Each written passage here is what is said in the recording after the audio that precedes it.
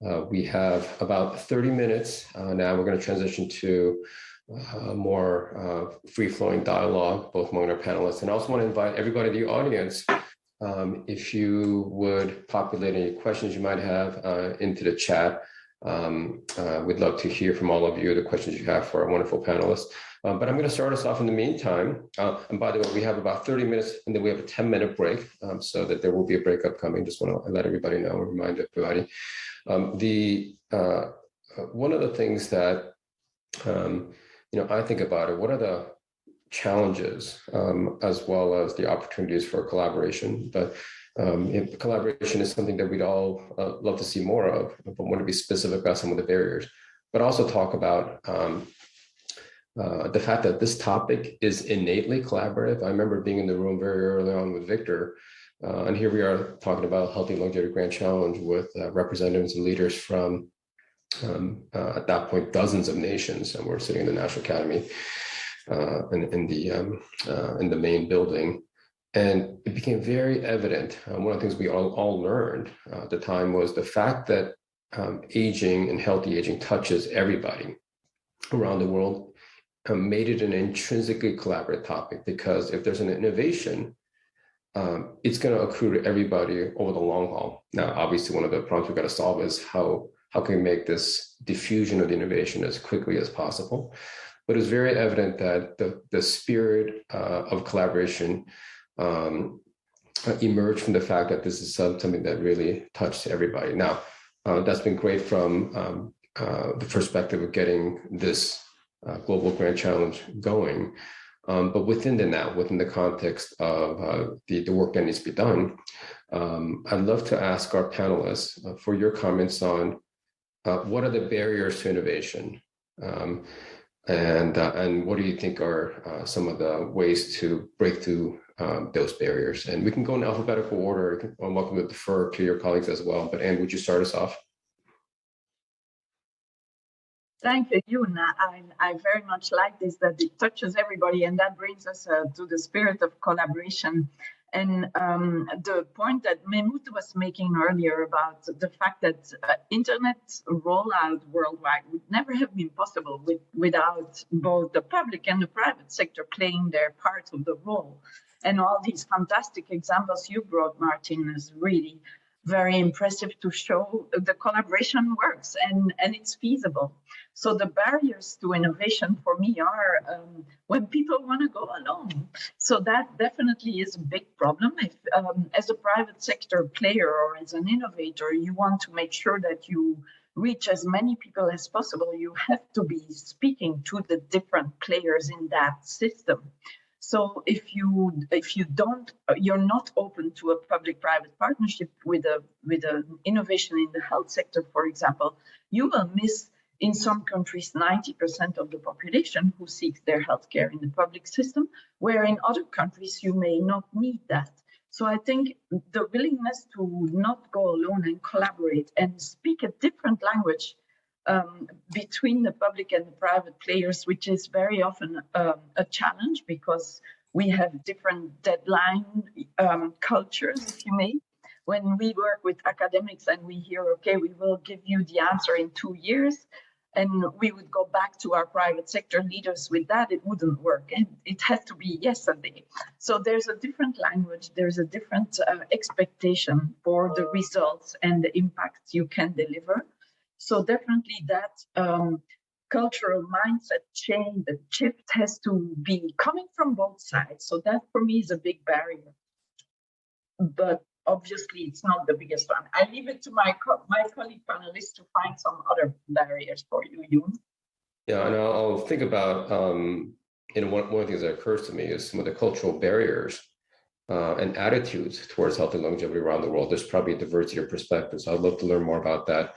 Maybe coming back around the horn again here. And Mahmood, you mentioned earlier about intellectual property. I mean, that can be both a catalyst for innovation by providing and incentivizing the right kind of rewards for innovation. On the other hand, it can also be a barrier. And you mentioned in your foundation really giving that IP away to nurture innovation. So can you speak more about that, IP as a barrier, but also how your plans with IP as a way to nurture greater collaboration and innovation? There's a lot of literature on debating both sides of the equation on IP. A lot of value has obviously been created globally around IP, but at the same time, I gave the example, there are underlying platform technologies, whether it's the COVID vaccine and mRNA technology or the internet or whichever you look at, cellular phone technology, aviation industry.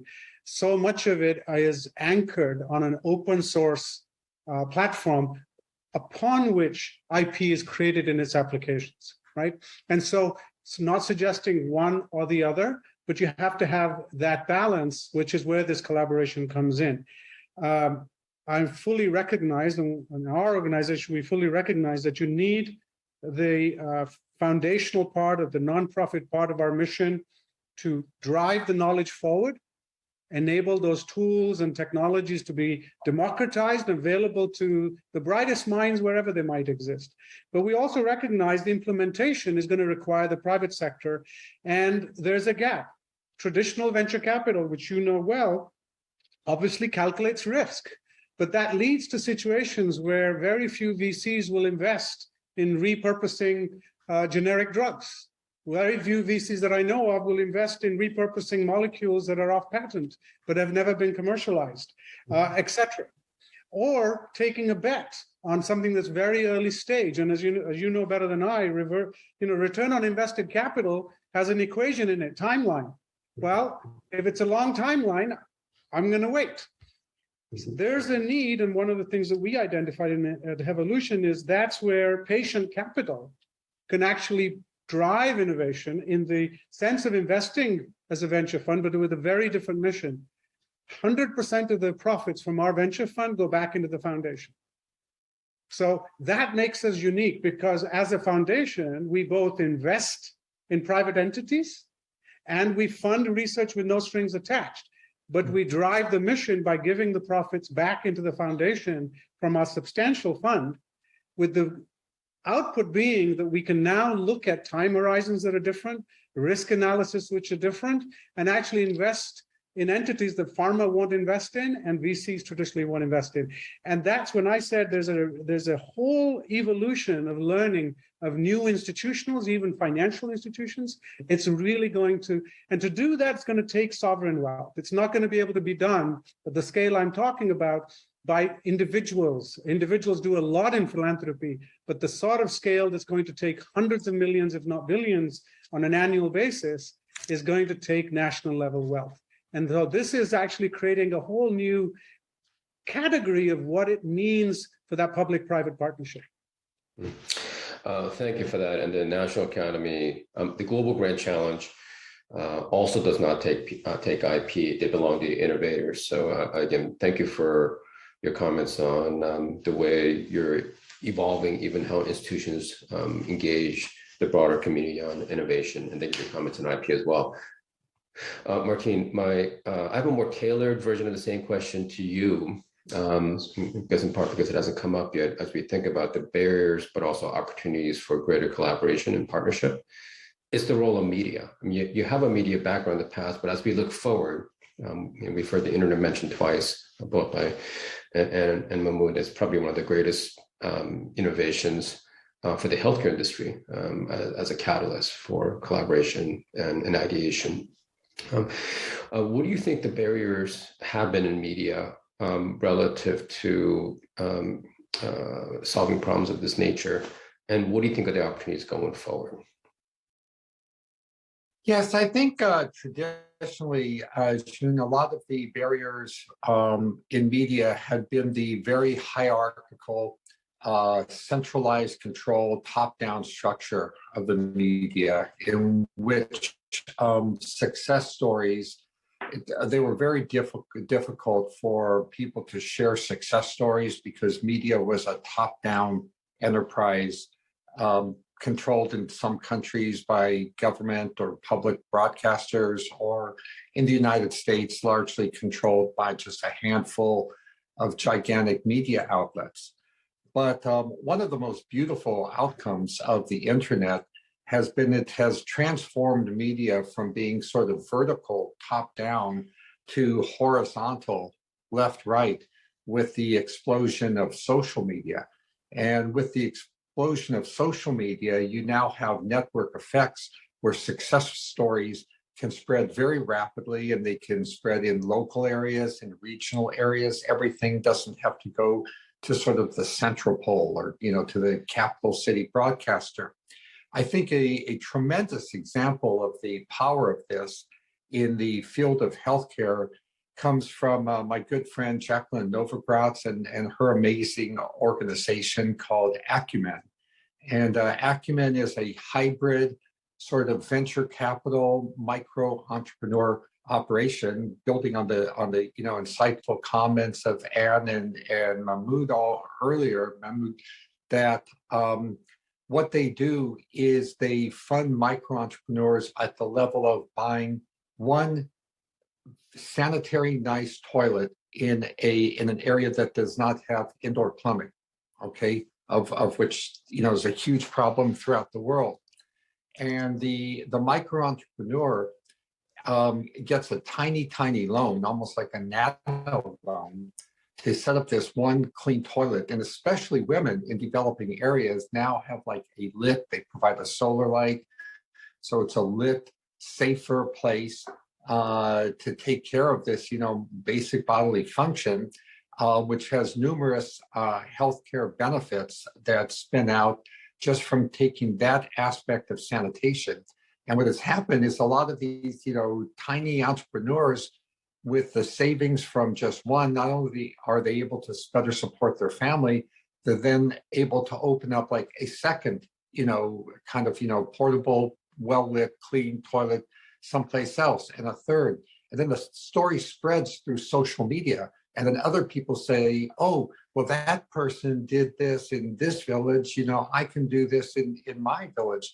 And you get a tremendous network effect that Acumen has demonstrated spreads to the thousands of villages, touching tens of thousands of people without any kind of, big traditional venture capital.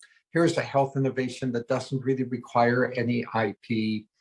And, one other quick example of something which I would like to see, and it's a little bit edgy and controversial, but I believe there is a healthcare technology at our fingertips that could influence the lives positively in terms of healthy longevity of hundreds of millions of people. And it's the technology of vagal nerve stimulation. And, the vagus nerve is an extraordinary part of our body. The largest nerve in the body, touches all the thoracic organs. And it's been proven and in good peer-reviewed research that appropriate vagal nerve stimulation can in fact modulate severe medical conditions such as Crohn's disease. Well, it's also possible to do transcutaneous oral vagal nerve stimulation, where because the vagus nerve comes out at the sympaconchi in the left and right ear. And by stimulating these locations with a TENS type of device, transcutaneous electric nerve stimulation TENS device, it may very well be possible to impact diseases that afflict tens of millions of people, depression, so on and so forth. And it's something that could be spread throughout the whole world through media, through social media, TikTok, things like that, very simply, with micro investments, because the equipment to do the transcutaneous vagal nerve stimulation costs less than $10. Okay, so it's something that a micro entrepreneur can set up and address many, many different conditions throughout the world, and social media can spread it broadly. So those are a couple examples, June, building on the good ideas of Anne and Mahmoud on how we can use media to spread healthy longevity worldwide. Thank you for that, Martine. We have about 15 minutes remaining in our session before the break, and there's some questions bubbling up from the audience. And I'd like to integrate one of those into my follow-up question. We have my follow-up question to you. So one of the questions is, Shmuel asked, what are the roles of government, state, and municipal authorities in fostering and encouraging innovations in healthy longevity? And I want to kind of maybe ask you to answer the question even more broadly.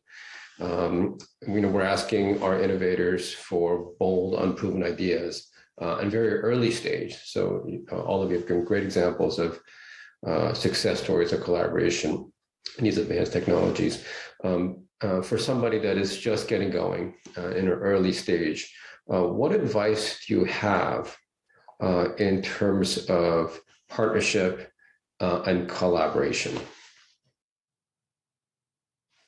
And Anne?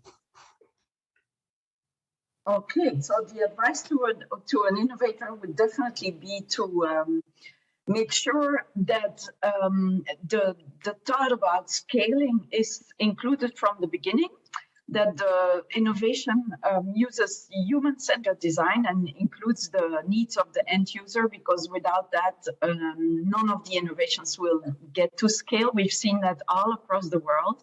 Only those innovations that really listen to the ones who will have to use the innovation will and include those perspectives will come to fruition and reach the impact they set out to achieve. But if I look at what the role of governments can do, as I saw the question there, I think what is very important is we did a landscape analysis of all the innovations existing in data and artificial intelligence in health, as well as now more recently during the COVID pandemic, the landscape analysis of how countries can advance on their readiness to deploy virtual health and care services. And we saw in both of those global landscape analysis, we saw that you need a roadmap to advance in your readiness to deploy AI-driven solutions or to deploy health tech solutions in your systems. And that's the role of the government, to make sure they invest in each of the 6 pillars of those roadmaps. They ranged from governance and regulatory systems to data and infrastructure. Obviously, almost half of the world is still unconnected to internet. So if that is not solved, it will be very difficult for digital technology to reach the people they want to reach. You need to have the people and the workforce digital skills upscaled, because there's a real lack of digital skills, both in the healthcare workforce and in the decision makers in countries. So that lack of understanding what digital innovations can do is a real barrier as well. And in the roadmap to then advance faster, you definitely need to work in partnership. No one can do this alone, and countries that have worked with the private sector from the beginning are much better in scaling innovations throughout their systems, as well as being open to new business models. So where I was saying in the beginning, in Africa, we are building this blueprint for introducing digital technology in the health system in Africa, in the public health systems. You need to have that openness from the government to have a B2G model, because otherwise the blueprint will never work. If the innovator can only bring its innovation to the consumer or to other businesses, it will never reach a scale it wants to reach. And that is what I wanted to say. So for that roadmap to be mature enough to be ready to deploy innovations, you need both well-connected people and good data in your system. You need skills for the people in the workforce, governance and regulatory systems that allow overarching virtual and digital solutions in the systems, human-centered design and needs-driven design, partnerships, and new business models. Definitely, all of these are equally important for a country to be ready to deploy innovations. Mm-hmm. Fantastic. Mahmoud, advice for our innovators who are nurturing young innovations, brand new ideas. What advice do you have for forging partnerships? I think, one of the great news about the Academy's initiative is what we just heard about, which is the ability to submit grants requests without preliminary data. I think that is huge. We just don't have enough of it. And why do I say that? And I'll bridge that to what it means for young innovators. Look, everybody recognizes the average age of a government-funded research scientist, NIH, NSF, has only been going up for the last 2 decades. we're getting close to sort of late 50s and 60s. That's a problem. It's a problem for two reasons. One, it's the same ideas that continue to evolve along a path, and that's a problem for the field. And the second is, without young investigators in the pipeline, we're not going to lift these young. So the fact that you don't need to have a track record in the sense of here's my original data, let me go do it, is great. What does that mean in terms of the advice? Number one, take advantage of all of these programs. There's going to be more of them coming. We at Evolution will be launching additional to support these types of initiatives to move this forward. The second, in a very small nutshell, I always ask my junior members of my team to think of a triangle with three things. There's your technical idea. There's the domain within which that idea is going to be deployed, and then the operating model in which is going to be scaled and implemented. If you've thought those three things together in a balance, not just your idea, but what is the domain in which it's going to actually get deployed, and think that through, and then how's it going to be scaled, the operating model, the business plan, that means you're going to have to collaborate. You're going to have to find partners who actually have knowledge of all three.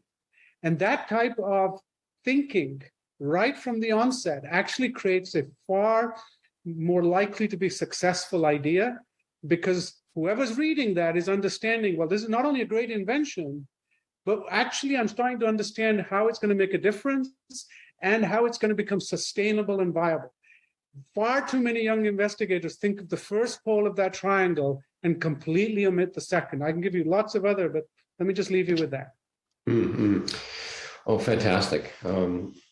As we think about collaboration, really thinking through what's in it for them is a way to spark conversation. If you think through all the different skills people bring to bear, as well as their needs, being very empathetic about all the different folks involved is a great way to nurture innovation. And Martin, you've done this twice. You started with a bold new idea from scratch, and you start to forge relationships that helped you achieve success, and those success stories are now spreading around the world through innovations like not only the internet but now Zoom.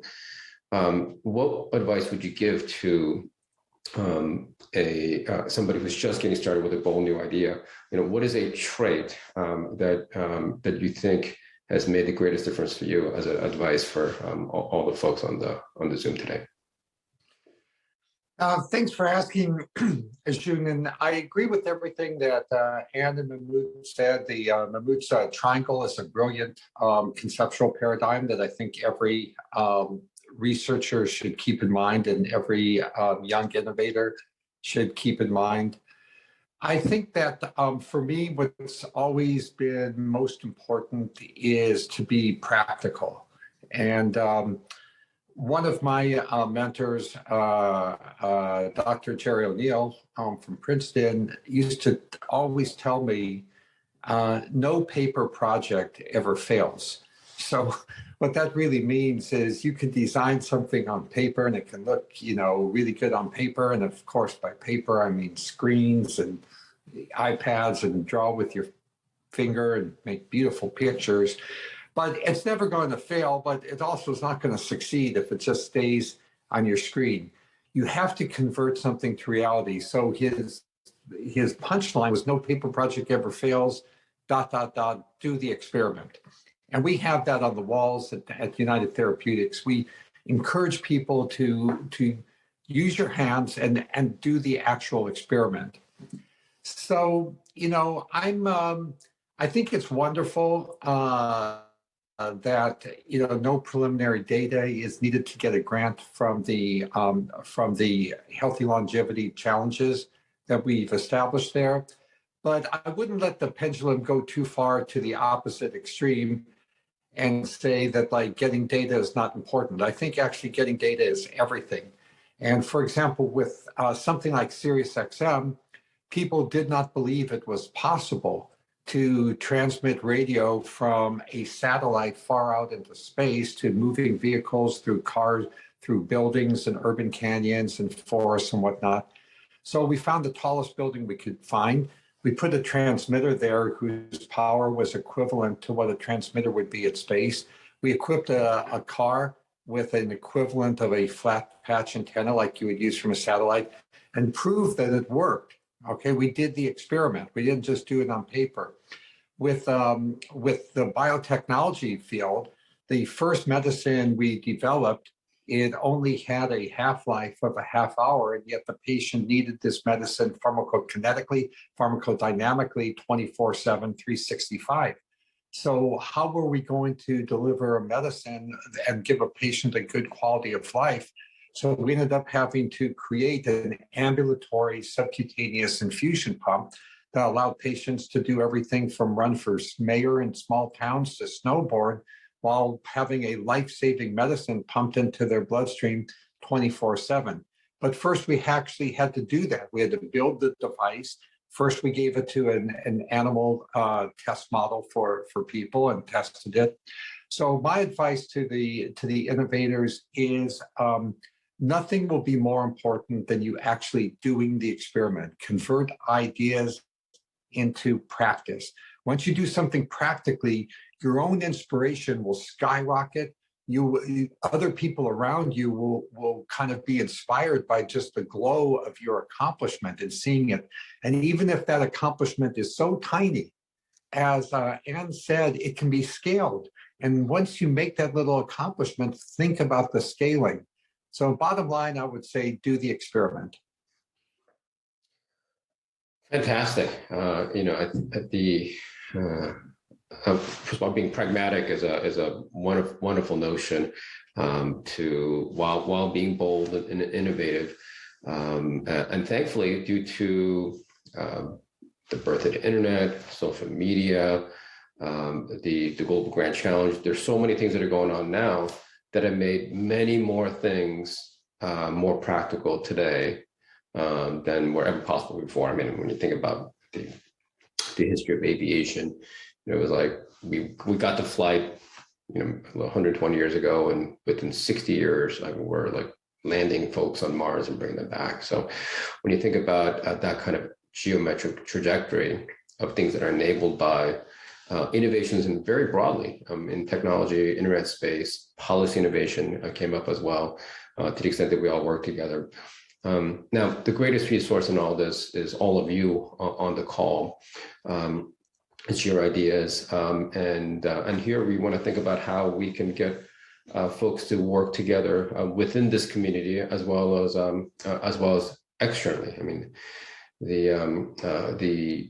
we've got great network of funders, both in the private sector, public sector, NGOs, and from around the world, and that are convening around this topic. And we have just a couple of minutes.